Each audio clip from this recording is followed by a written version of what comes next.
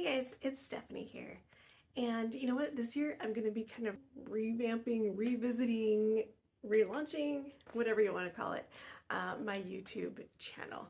The first series that I'm going to do is all about the scroll saw. So I wanted to start today and talk about 5 myths or common misconceptions that people have about the scroll saw and see if I can clear some of those up for you before we get started on any how-to videos or learning about the machine itself. Okay, so the first thing that I hear people worry about is, do I need some kind of woodworking experience already to get started with the scroll saw? And the answer is no. It's actually a great first tool to have and a good way to get started in the hobby. People also worry about it just being hard to use or hard to learn. And first of all, I guess let me just say we can do hard things. But also, just like anything else, as you practice, it's going to get easier. Your first cut that you make on a scroll saw is probably gonna look pretty rough, and that's okay.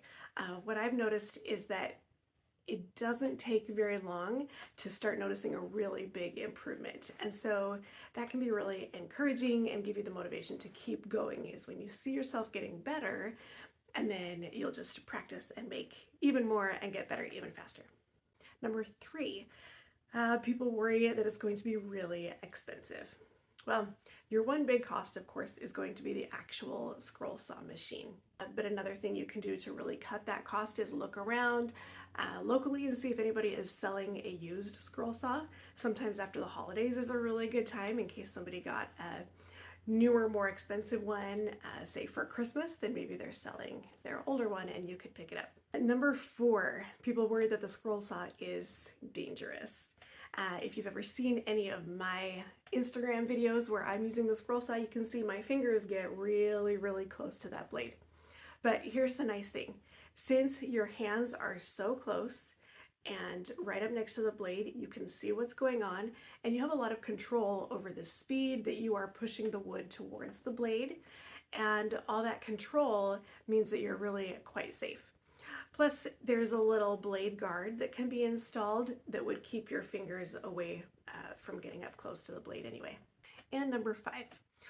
Honestly, scroll saw patterns can seem kind of old-fashioned, and depending on your style, the things that you like, they might be. So if you go do an internet search for scroll saw patterns, you might see a lot of things that seem like they fit in a Western theme, or they're flying eagles, or they're just puzzle cutouts, and maybe that's not what you want to make, but that's okay, and that's what makes the scroll saw really so versatile.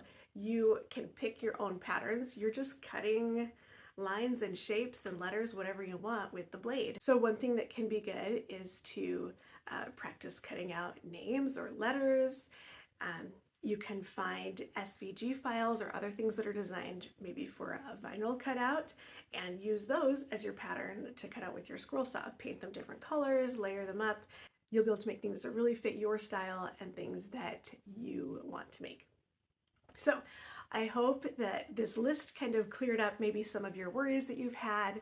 Make sure you subscribe so that you can see these next videos that I'm going to be posting in the scroll saw series, and I will see you around. Thanks. Bye.